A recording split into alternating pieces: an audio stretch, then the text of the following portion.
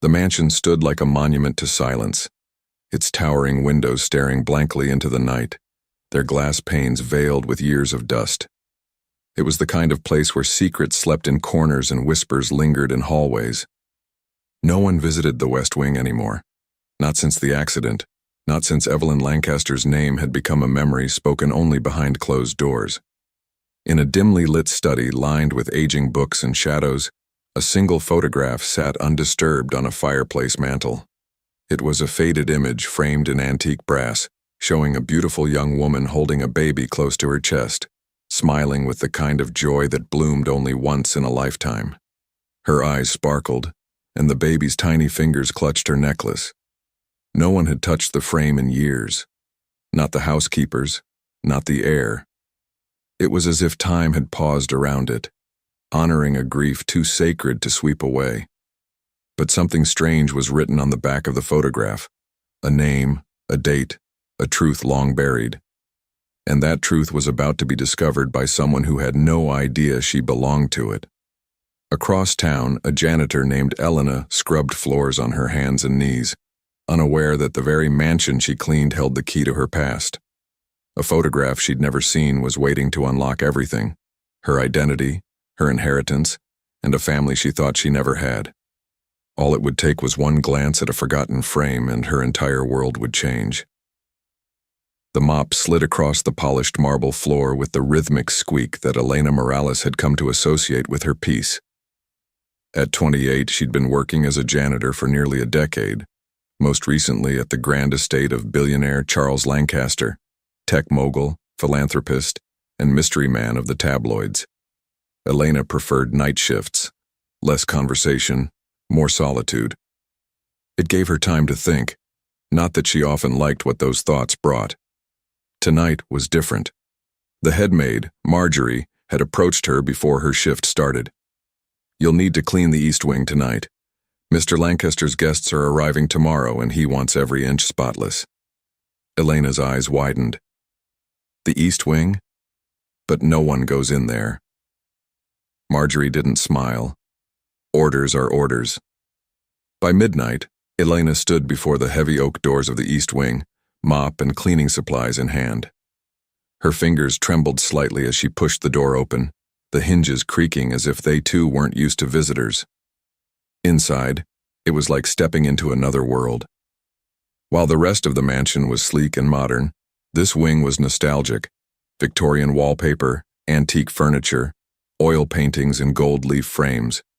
Dust danced in the moonlight seeping through tall windows. She worked quickly at first, polishing the brass handles, dusting off lampshades, but then something caught her eye. It was a hallway leading to what looked like a private study, a room she'd never seen before. Elena hesitated. This wasn't part of the cleaning list, but curiosity pulled stronger than duty. She crept in. Books lined the walls from floor to ceiling, and in the center stood a grand mahogany desk. Family portraits decorated the far wall: Charles Lancaster with his late wife, Charles with dignitaries, Charles at a charity gala. And then, her eyes froze. It was a small frame, tucked between larger photos. Inside it was a picture of a little girl, maybe 6 or 7 years old, smiling as she clutched a teddy bear. Her dark eyes were large, her curly hair in 2 frizzy pigtails. Elena staggered back, nearly knocking over a globe. It was her, the same photo she remembered from her childhood foster home. A picture taken by a caseworker, the only one she'd ever owned until it was lost in one of the many transitions between families. "What is this doing here?" she whispered aloud, voice shaky. She reached up and touched the glass, her fingers trembling. It wasn't a copy. It was the original. There was a small scratch in the corner, the same one she remembered. She knew it like the back of her hand. Her mind swirled. Why would Charles Lancaster have a photo of me as a child? The air grew thick with unanswered questions. Her thoughts raced. Was it a coincidence?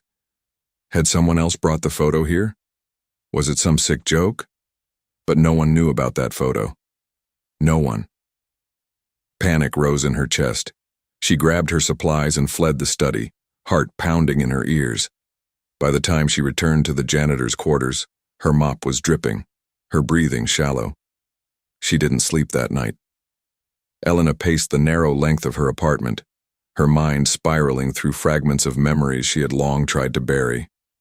The image in the billionaire's study haunted her like a ghost. There was no denying it. That photo was hers. She remembered the day it was taken. The photographer had asked her to smile, but she'd been too scared. The teddy bear in her arms had belonged to another child at the group home. How could Charles Lancaster, a man she'd never met before taking the janitorial job, have her childhood picture? She pulled out the small metal box she kept hidden behind her laundry hamper, a worn keepsake from her foster years. Inside were crumpled papers, hospital bracelets, and a single page from an old case file. Her name had been scribbled in a social worker's handwriting.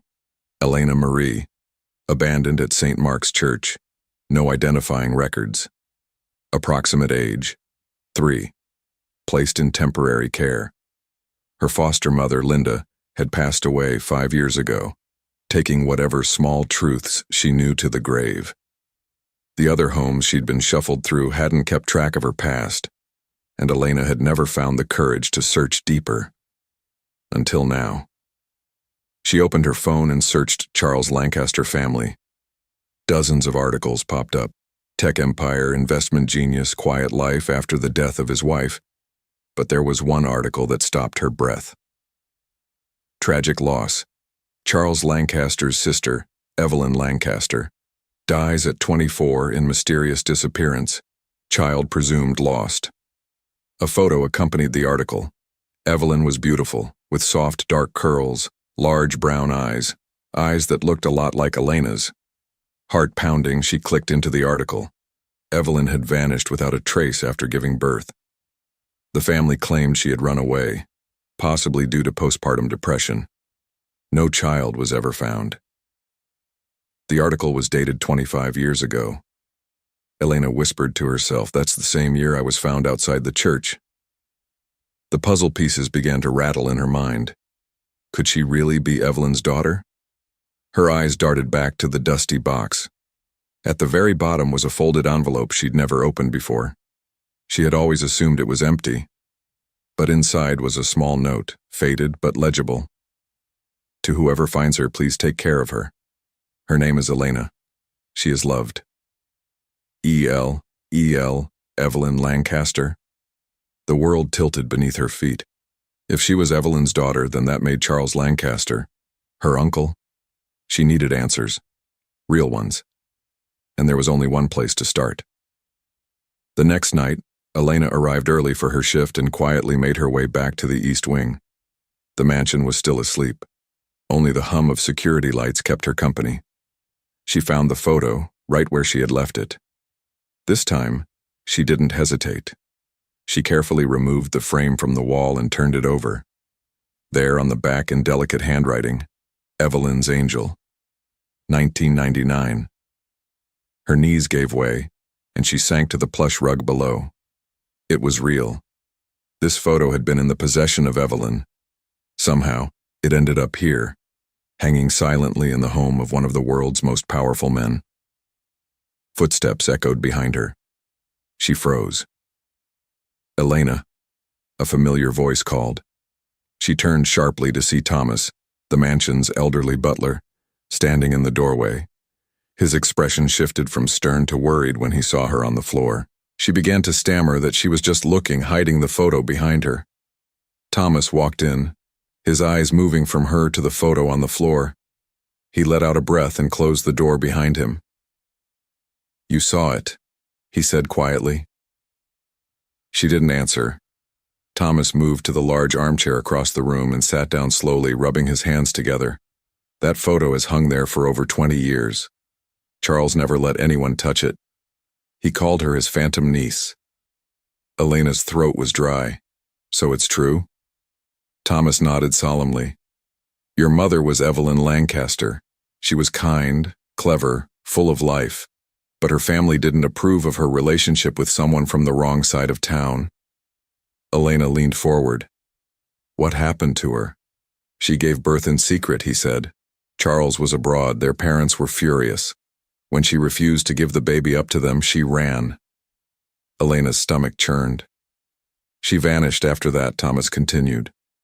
Charles returned and searched for years. All he had was that photo, sent anonymously in the mail. No return address. Elena felt lightheaded. Then he doesn't know who I am? No, Thomas said, studying her carefully. But he always hoped. Every time someone came to the mansion asking for work or help, I could see him looking, wondering.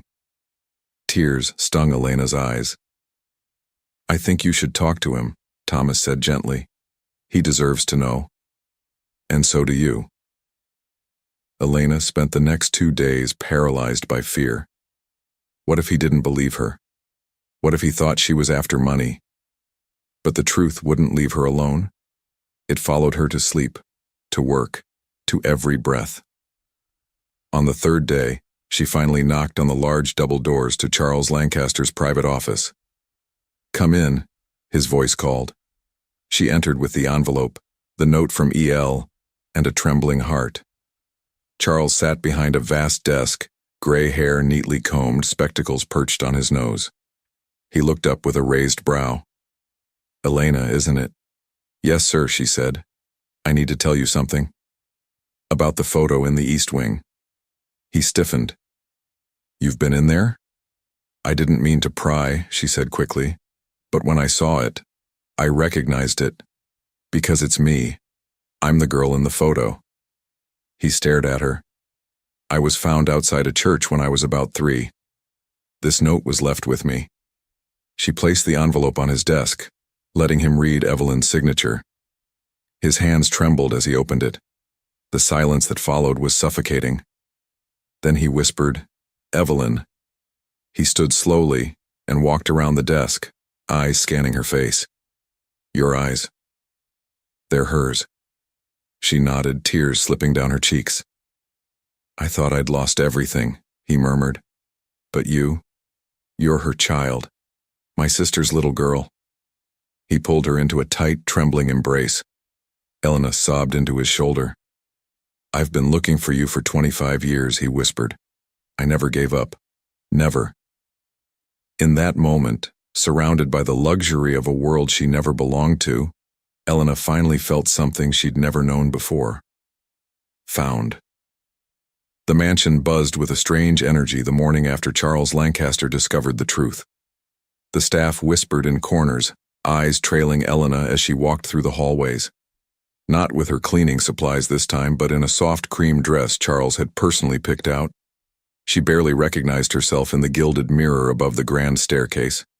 Charles had called her Elena Marie Lancaster after breakfast, a smile crinkling the corners of his eyes. That's who she was now. And that's who the world would know her to be. The sound of it still echoed in her chest. For so long she had only been Elena the janitor, Elena the foster girl, Elena the orphan. But now someone had spoken her name with pride, with love. A knock on her guest room door interrupted her thoughts.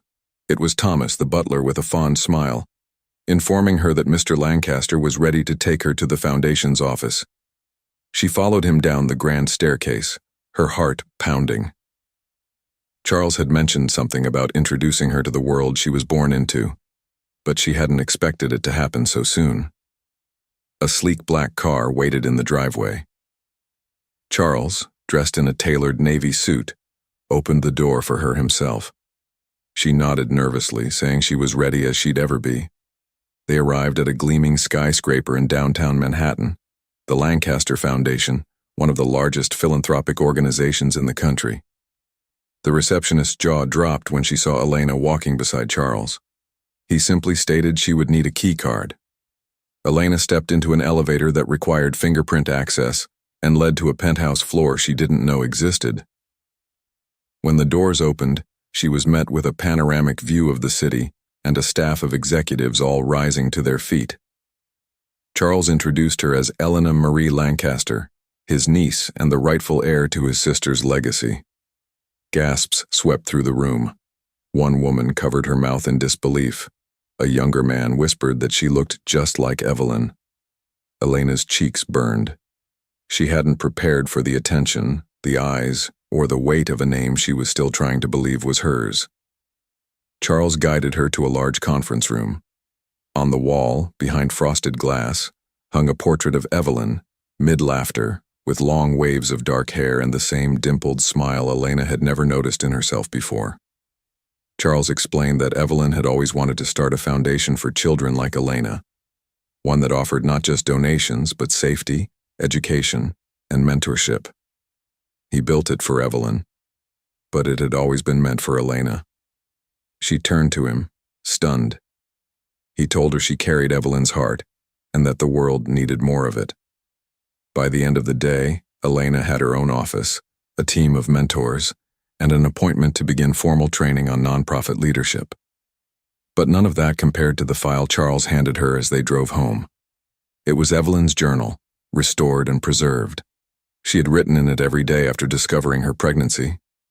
On the first page, Evelyn had penned a message to her daughter. If anything ever happened to her, she wanted her daughter to know that she hadn't left her, that she had loved her, prayed over her every night, that she wasn't forgotten or broken, that one day she would know who she was and hopefully feel her mother's arms around her. Tears blurred Elena's vision as she pressed the journal to her chest, as if trying to absorb Evelyn's presence through the pages. Charles admitted he missed Evelyn every day, but said Elena brought her back. Elena turned to him, asking how no one had found her all these years. He explained that someone may have wanted to hide her. His team had begun investigating. The private home she had been sent to had no record of adoption papers. She had been buried in the system, on purpose. Elena asked if it was intentional, and Charles nodded grimly. If Evelyn had tried to protect her by running, there were people, perhaps their own parents, who might have wanted to ensure she stayed lost. They were not forgiving people. That night she stood outside in the rose garden Evelyn once loved, letting the breeze sweep through her curls. It felt surreal to be in the home of the man she used to scrub floors for, now addressed as his niece, living under his roof, carrying the name of a woman who once held her in her arms. Charles joined her in silence, offering 2 cups of tea. He told her she reminded him of Evelyn, but was entirely her own. She admitted she didn't know what to do with all of it. The clothes, the office, the title. She didn't know how to be Elena Lancaster. He gently reassured her she didn't have to be Evelyn, just herself. That would be more than enough. Days passed, and Elena adjusted slowly. She began attending meetings, contributing ideas, learning about estate management and nonprofit governance. But she didn't leave her old self behind. She spent her off hours with the mansion's staff, laughing with housekeepers, sitting in the kitchen, and even mopping floors in the west corridor to stay grounded. One afternoon, while walking through the east wing, she noticed something odd behind a photo frame. A faint mark, a scratch, maybe even a seam. She reached out, pressing along the edge of the wall until she heard a soft click. A hidden panel opened. Her breath caught. Inside was a small alcove lined with old letters and a single cassette tape labeled Evelyn, for Charles. Her hands trembled as she brought it to the study. She didn't wait. She ran. Charles was still in his evening chair when she burst in, holding up the tape and telling him she found it. His eyes widened in disbelief. After all these years? They inserted it into an old player Thomas retrieved from the archives. The tape clicked, and Evelyn's voice filled the room. She told Charles that if he was hearing the message, something had gone wrong. She had to hide Elena. Their parents had threatened to take the baby, calling her a disgrace. Evelyn couldn't let them raise her daughter in the same cold, cruel, loveless environment they were raised in. She was leaving Elena somewhere safe, hoping someone would love her without strings. If Charles or Elena ever heard the tape, she wanted her daughter to know she was loved, that Evelyn never gave up on her, that she was the best thing Evelyn ever did. The tape clicked off. Silence followed. Charles's shoulders shook. Evelyn hadn't been running from them. She had been protecting Elena. Elena nodded, her voice breaking. Her mother had given up everything to give her a chance. Charles clasped her hand, telling her it was time to finish what Evelyn started. In that moment, the distance between the girl who once mopped floors and the woman now standing in the legacy of love vanished. She wasn't lost, she wasn't forgotten. She was found, framed by fate, and chosen by love. The next few weeks passed in a blur as Elena found herself swept into a new world. Board meetings, gala invitations, press inquiries, all buzzing around her as the newly revealed niece of Charles Lancaster and daughter of the late Evelyn Lancaster. But through it all, one thing remained clear. Elena wasn't interested in being a figurehead. She was determined to honor her mother's legacy not just by name, but through meaningful action. It began with a decision to return to the places that had raised her, the foster homes, the group centers, the shelters. Charles hesitated at first, watching her lace up her shoes one rainy morning, expressing concern that she didn't need to relive that pain. But Elena insisted. She needed to. There were kids there who needed to know they weren't forgotten, just like she had once needed to know. Her first stop was the East River Foster Shelter, a place she remembered for its metal bunk beds and the lingering smell of canned soup. As she walked through the doors, the staff blinked in disbelief. Mrs. Greer, the social worker who had once handed her a worn backpack and a single pair of socks, stared in awe and called her name. Elena smiled and confirmed it was her. She had come back. Tears welled in Mrs. Greer's eyes as she looked at Elena. They gave her a tour, and Elena listened carefully, taking notes, asking questions. When it came time to speak with the children, she didn't stand behind a podium or at the front of the room. She sat cross-legged on the floor among them and told them her story, not as a billionaire's niece, but as a girl who had once felt invisible. She spoke of the rooms like the one they were in, of the nights she spent not knowing who she was or where she belonged. But someone had helped her, and now she wanted to help them. When she returned to the mansion, Charles met her at the door, having seen her on the news. She was on every station, and people were calling her the orphan heiress.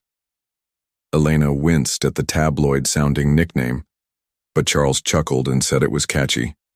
He reminded her that the public didn't know the half of it. That night, in the study with Evelyn's journal resting on the table between them, Charles offered Elena something unexpected. He wanted her to take over the Evelyn Initiative, not just as a board member but as its director. She was stunned and asked if he really meant her. He did. She was the legacy. She was the reason the foundation existed. More importantly, she cared. Elena admitted she was scared, and Charles told her that was a good thing. It meant she was about to do something great. Her first official act as director was bold. She launched a sub-program within the foundation called Project Safe Roots, aimed at identifying and rescuing children lost in the foster system, runaways, abandoned infants, and kids stuck in bureaucratic limbo. Her second act was more personal. She hired her former janitorial supervisor, Maria, as the facilities manager at the foundation. Maria had been shocked, thinking Elena was joking, but Elena reminded her that she had believed in her when she was scrubbing toilets. Elena needed more people like that around her. The mansion changed too. One afternoon, Charles surprised her with a renovation she hadn't asked for but would never forget. He had converted the West Wing into Evelyn's library and learning center. When Elena stepped inside, she gasped. The walls were lined with hundreds of books, from children's stories to college-level texts. There were art supplies, musical instruments, and writing desks. Above the fireplace hung the photo of Evelyn holding baby Elena, newly restored and framed in gold. The space was for foster kids to come, learn, rest, and feel safe. It was hers to run. Elena's eyes filled with tears. She knew her mother would have loved it. Charles gently told her she still did.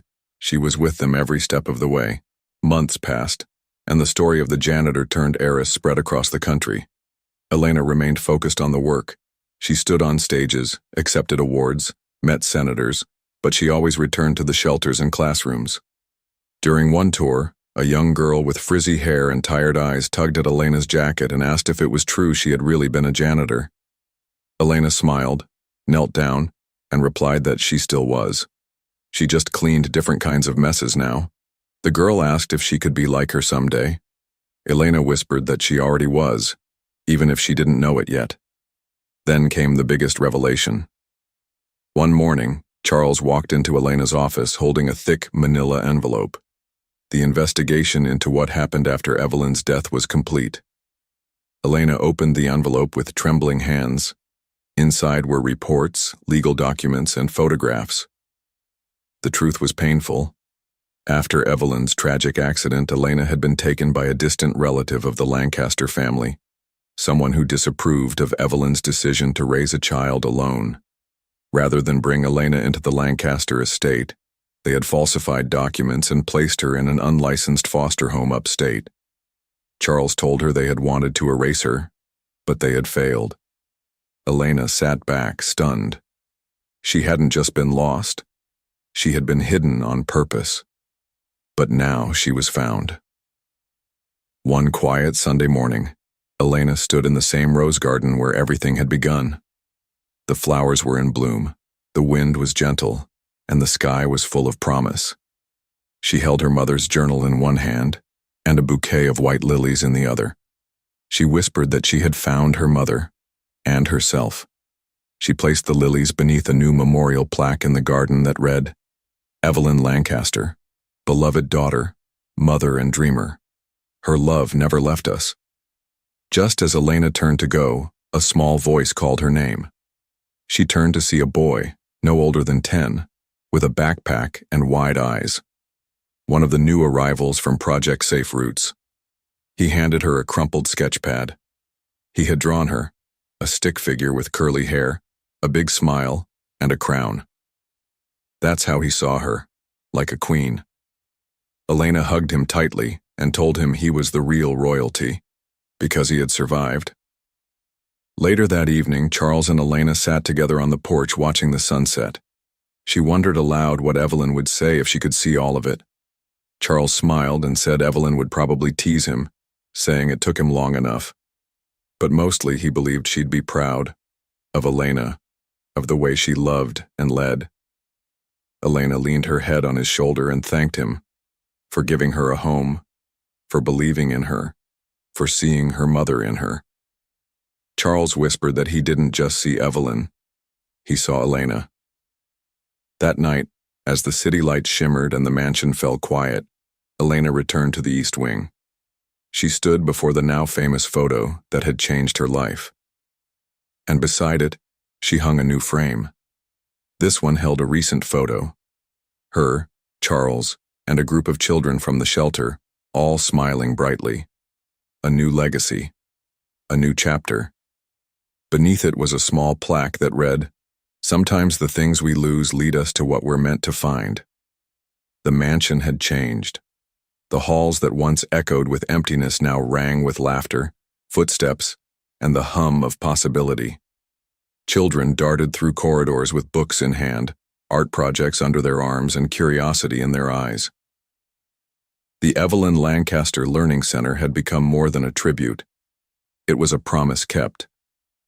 In the grand gallery, sunlight poured through the stained glass windows, dancing across the wall where two photographs now hung side by side. The first was timeless, the faded image of Evelyn Lancaster holding her baby girl, the one that had once been hidden, almost forgotten. Beneath it, a golden plaque read, "Evelyn Lancaster, her love never left." The second was newer, full of life. Elena surrounded by children, arms flung wide in joy, her face radiant with purpose. This frame too held a plaque, "Elena Lancaster, found by fate, led by love." Visitors came from around the country, not just to marvel at the mansion, but to feel the story within its walls. The story of a janitor who discovered she was born to change lives. A girl who was once abandoned, swept into a system that tried to erase her, only to rise and reshape it for those still caught in its shadows. Elena stood before the two frames one quiet evening, her fingers lightly grazing the glass of her mother's portrait. I hope I'm making you proud, she whispered.